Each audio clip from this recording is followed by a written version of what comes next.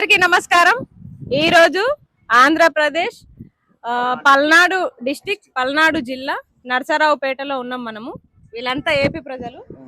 ఇక్కడ పరిస్థితులు అంటే పాలన ఎట్లా ఉందో అడిగి తెలుసుకుందాం. ఎందుకంటే మన పవన్ కళ్యాణ్ గారు మన తెలంగాణకు వచ్చి హైదరాబాద్ మన రాజధానిలో ప్రెస్ మీట్ పెట్టి మళ్ళీ నీ అయ్య జాగిరా అని మాట్లాడిరు కదా.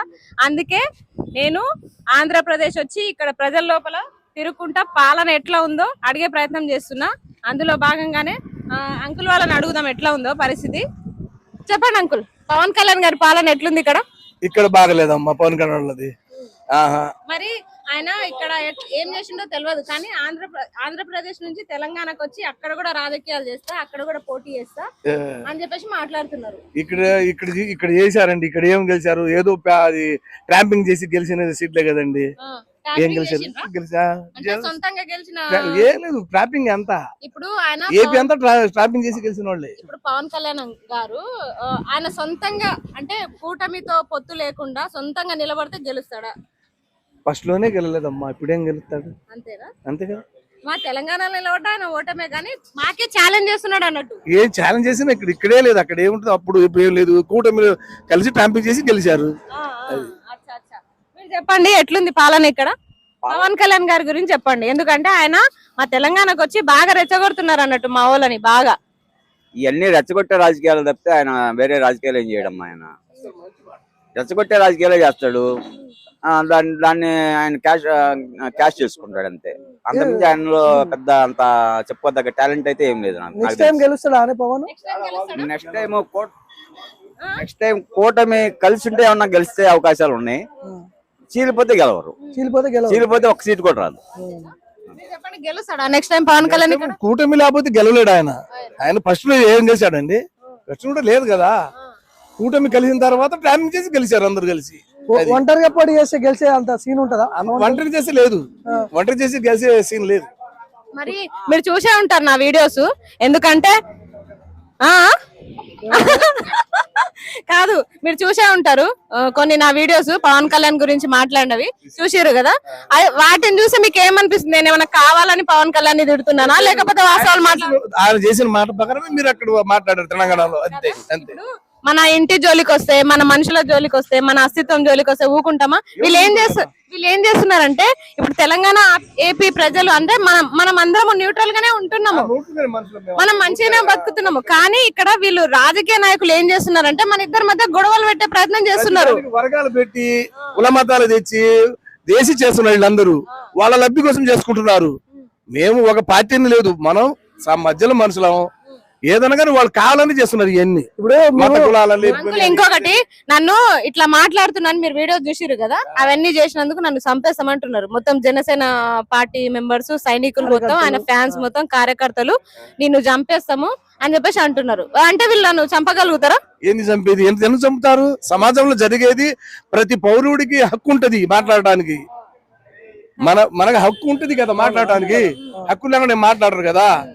మనం విమర్శించవచ్చు, మనం పౌరులుగా ఇక్కడ పుట్టినాం కాబట్టి మనకు ఉంది హక్కు అడగడానికి. మీరు కొంతమందితో మాట్లాడినప్పుడు ఏమన్నారు అంటే నెక్స్ట్ టైం పవన్ కళ్యాణ్ ముఖ్యమంత్రి అవుతాడు అంటే ఇక్కడ. అంటే లోకేష్ కి అంత సినిమా లేదు, పవన్ కళ్యాణ్ సీఎం అవుతాడు, చంద్రబాబు లేకపోతే మొత్తం ఉత్తదే అని చెప్పి అంటారు. నిజమేనా? కూటమి అయితేనే, లేకపోతే ఆయనకు లేదు.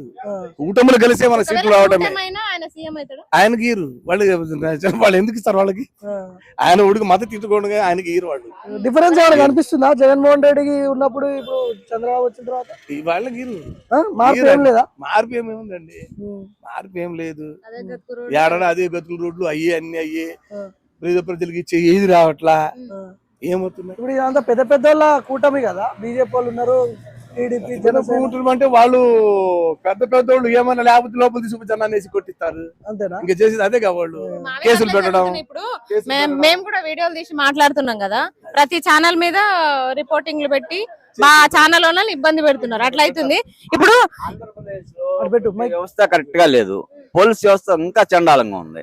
అసలు కేసులు ఉండవు, కేసులకు పోతే కేసు ఎఫ్ఐఆర్లు ఉండవు. ఎఫ్ఐఆర్ ఎప్పుడుకో సంవత్సరాలు పడితే తిరిగితే కానీ ఆ ఎఫ్ఐఆర్ రాదు. ఈ మనీ పోతుంది బ్యాంకుల్లోంచి. ఈ కేసులు కూడా దాల్చలేకపోతుంది ఆంధ్రప్రదేశ్ లో. ఇంటెలిజెన్స్ వ్యవస్థ లేదు, ఏ వ్యవస్థ కూడా సరిగ్గా సక్రమంగా పనిచేయట్లా. ప్రతి వ్యవస్థ పొలిటికల్ నాయకుడికే పనిచేస్తుంది కానీ సామాన్య మానవుడికి ఎవరికి పనిచేయట్లేదు. ప్రతి మనిషి సామాన్య మానవుడు ఎవడి భద్రత వాడే చూసుకోవాల్సి వస్తుంది. వ్యవస్థ అనేది సామాన్య మానవుడికి భద్రత అనేది ఇవ్వట్లేదు. అది డొలతనంగానే ఉంది. ఇది అంటారు కదా, నువ్వు తెలంగాణకి మేము వస్తే ప్రెస్ మీట్ పెడితే అన్నావు కదా, నువ్వు మా ఏపీకి రా నీ సంగతి చెప్తామని అన్నారు. అందుకే మేము ఏపీకి వచ్చి ఇక్కడ మీ ముందు కూర్చొని మాట్లాడుతున్నాము. వాళ్ళు మమ్మల్ని సంపుతాము నరుకుతాం అనే మాటలే మాట్లాడుతున్నారు. ఇది సహజ యాడైనా ఎవరైనా పెట్టుకోవచ్చు. మన పౌరులుగా పుట్టినప్పుడు, దేశంలో పుట్టినప్పుడు మన యారైనా మన హక్కు పోరాడుకోవడానికి ఏదైనా మాట్లాడవచ్చు. తప్పు లేదు దాంట్లో. తప్పేముంటి? మీరు కబ్జాలు ఎన్ని చేసుకుంటున్నారు? ప్రతి ఒక్కరు ఈ రంగ రాజకీయ నాయకులు అందరూ ఆడ పడితే ఆడ కబ్జాలు. తెలంగాణ అయింది, ఏపీలో అయింది, అందుకు కొట్టుకుని తింటున్నారు. ఈ ఓట్లు వేసే వాళ్ళు ఏదో పిచ్చోళ్ళు ఆ రోజు ఒక కోట ముందుకు ఓట్లు వేస్తున్నారు, అయిపోతుంది. ఏం చేస్తున్నారమ్మా? మార్పు ఏం లేదు. మళ్ళా గెలిపిస్తారా చంద్రబాబుకి ఈ కూటమిని? మళ్ళీ గెలిపిస్తారా చంద్రబాబు కూటమి ప్రభుత్వాన్ని? మళ్ళీ గెలిపిస్తారా? అది దైవాధీనము. వాళ్ళు స్టాంపింగ్ చేసుకుంటేనే వాళ్ళు లేకపోతే లేదు, అంతే. వీళ్ళు ముగ్గురు కలిసి స్టాంపింగ్ చేసుకుంటారు. జరుగుతుందా? జరిగింది పోయినసారి. జరిగినప్పుడు లేకపోతే ఎందుకు గెలుస్తాడు వాళ్ళు? ఓకే, జరిగింది అది. ఇప్పుడు మీరు చెప్పండి, నెక్స్ట్ టైం మళ్ళా కూటమి ప్రభుత్వం గెలిచే అవకాశాలు ఉన్నాయా? అంటే ఈ పవన్ కళ్యాణ్ గారు మేమే గెలుస్తాము, మా జనసేన ఎక్కుంది, మేమే సీఎం అయితా, నేనే సీఎం అయితా అని చెప్తున్నాడు. మరి లోకేష్ ని కాదని చంద్రబాబు గారు ఈయనని సీఎం చేస్తారు. ఆయన ఏమనుకుంటుండ అసలు? పైన బీజేపీ గవర్నమెంట్ ఉన్న సేపు వీళ్ళ ఆటలు తాగుతాయండి. పైన ప్రభుత్వం బీజేపీ పోవాలా. ఫస్ట్ బీజేపీ పోతేనే ఈ దేశానికి మార్పు అనేది ఒకటి వస్తుంది. ఈ పైన బీజేపీ ప్రభుత్వం మొత్తం వ్యవస్థలు మొత్తం గుప్పెట్లో పెట్టుకొని దేశాన్ని మొత్తం నాటించుకుంటుంది. ప్రతిదీ బీజేపీ ప్రభుత్వమే చేస్తున్నది. ఈ బీజేపీ ప్రభుత్వం ఒకటే ఇది పోతే కానీ ఇది మార్పు రాదు. మళ్ళీ దానికోసమే జనం కూడా ఎదురు చూస్తున్నారు దానికోసమే. కానీ ఇది ఓట్లు మాత్రం ట్యాంపరింగ్ చేసుకుంటున్నారు. వ్యవస్థలు మొత్తం వాళ్ళ చేతిలో పెట్టుకుని ఎలక్షన్ కమిషన్ కానీ, కోర్టులను కానీ, సుప్రీంకోర్టును కానీ, కొలీజియన్ కానీ మొత్తాన్ని ప్రతి వ్యవస్థ వాళ్ళ చేతిలోనే ఉంది. ఇంకా సామాన్య మానవుడి చేతిలో ఏమీ లేదు. సామాన్య మానవుడు ఏమీ చేయలేడు. ఇంకా 20 ఏళ్ళు కూడా మోడీ ప్రభుత్వమే ఉంటుంది నాకు తెలిసి. ఎందుకంటే వ్యవస్థలు మొత్తం వాళ్ళ చేతిలో ఉన్నప్పుడు ఇంకా రాహుల్ గాంధీ ఏం చేయలేడు, ఇంకొక గాంధీ వచ్చినా ఏం చేయలేడు. ఇది వాస్తవం. ఇప్పుడు నాకు అర్థం కాని విషయం ఏంటంటే, ఇక్కడ బాలేదు, మార్పు లేదు అంటారు కదా. మార్పు ఎక్కడా లేదు. ఇక్కడ లేనప్పుడు పవన్ కళ్యాణ్ తెలంగాణకు వచ్చి అక్కడ ఏం ఉద్ధరిస్తారు? చేయగలిగింది ఏం లేదు, ఆడ ఏం లేదు, చేసేది ఏం లేదు. ఫస్ట్ మన రాష్ట్రంలో చక్కదిద్దుకోవాలి కదా. ఫస్ట్ మన రాష్ట్రం. అవును, వాస్తవమే. ఇక్కడ దిద్దిండా? ఏం దిద్దిండు? ఎక్కడేసాడు? ఎక్కడేసిన గొంగలు అక్కడే ఉంది. ఎక్కడేసిన గొంగలు అక్కడే ఉంది. ఇప్పుడు మాకు నర్సరావుపేటలో ఈ రోజు వరకు మార్పు అనేది కనపడలా. ఎక్కడ ఒక వాటర్ ట్యాంక్ కట్టింది లేదు, ఎక్కడ ఒక రోడ్డు వేసింది లేదు, ఒక కాలువ కట్టింది లేదు, ఏం లేదు. ఇంకా మార్పు ఇంట్లో దీపం పెట్టిన వాళ్ళు బయట లైట్ వేసినట్టుంది కథ ఇది. ఇంట్లో చక్కగా ఆంధ్రప్రదేశ్ లో మాత్రం సమస్యలు ఎట్లా ఉన్నాయో అట్లనే ఉన్నాయి. మళ్ళా హైదరాబాద్ లో వచ్చి జిహెచ్ఎంసీ లో పోటీ చేస్తా, ఆడ జనసేన జెండాలు ఎగరేస్తా అంటే మేము అదే చెప్పినాం, మీరు నిలబడండి, మిమ్మల్ని ఓడగొట్టే బాధ్యత మాదని చెప్పినాము. మరి మా తీర్పు నిజమా కాదా మాకు కూడా ఇక్కడ వచ్చి మీ అందరితో మాట్లాడితేనే తెలుస్తుంది కదా. సక్సెస్ఫుల్ చేస్తారు, సక్సెస్ఫుల్ అయితే మీరు చేసే పోరాటం. ఇప్పుడు థ్యాంక్ యూ సో మచ్. ఇక్కడ అంటే జనసేన వర్కౌట్ అయింది కానీ ఆడ వర్కౌట్ అయితే అవ్వదు. తెలంగాణ జనసేన వర్కౌట్ అవ్వదు. ఎందుకని? అదంతే. అది ఇక్కడ మొత్తం కుల రాజకీయాలు, ఇక్కడ ఇవన్నీ పిల్ల రాజకీయాలు, ఇవన్నీ వర్గపోరు కుల రాజకీయాలు ఉన్నాయి. ఇక్కడ తెలంగాణలో కుల రాజకీయాలు లేవు. ఇక్కడ మొత్తం కుల రాజకీయాలే ఉన్నాయి. సో అందువల్ల ఇక్కడ గెలవగలుగుతాడు కానీ తెలంగాణ గెలవలేడు. లేదు. ఇది వాస్తవం. కంటిన్యూ చేస్తా. ఇది సంగతి. జనసేన నాయకుల గురించి, పవన్ కళ్యాణ్ గారి గురించి ప్రజలు అనుకుంటున్న మాట ఇది. ఆయన అసలు ఏపీలో సక్కబెట్టనోడు తెలంగాణకు వచ్చి ఏం బీక్తాడో మేము కూడా తెలుసుకుందామని ఇక్కడికి వచ్చినాము. అందులో భాగంగానే వీడియో చేసినాము. ఇలాంతా ఏపీ ప్రజలే, మీరు అనవసరంగా మమ్మల్ని కూడా మళ్ళీ అబాస్పాలు చేయకండి. ఏపీకి వచ్చి ఏపీలో పల్నాడు జిల్లాలో నరసరావుపేటలో మేము ఇక్కడ ఒక మాట మంతి చిన్నగా టిఫిన్ చేస్తూ ఇక్కడ మాట్లాడుతున్నాము. పిఠాపురం కూడా పోదాం ఖచ్చితంగా. పిఠాపురం పోతాం, ఏపీలో అన్ని ప్రదేశాలు తిరుగుతాం. ఎందుకంటే మీరు మా రాజధాని, మా నడిబొడ్డును వచ్చి ప్రెస్ మీట్ పెట్టి మీ అయ్య జాగిరా అన్నప్పుడు మేము కూడా ఇక్కడ బరాబర్ మాట్లాడతాం. మాకు కూడా వాక్ స్వాతంత్రం ఉంది కదా, మాట్లాడతాం అంటే మా ఛానల్స్ మీద మీరు నోటీసులు పంపిస్తున్నారు కదా. ఎన్ని ఛానళ్ళని పంపిస్తారు? ఎంత చేసినా కొత్త ఛానల్ క్రియేట్ చేసుకోనన్నా కొట్లాడతాం కానీ వెనకడిగేసే ప్రసక్తి లేదు.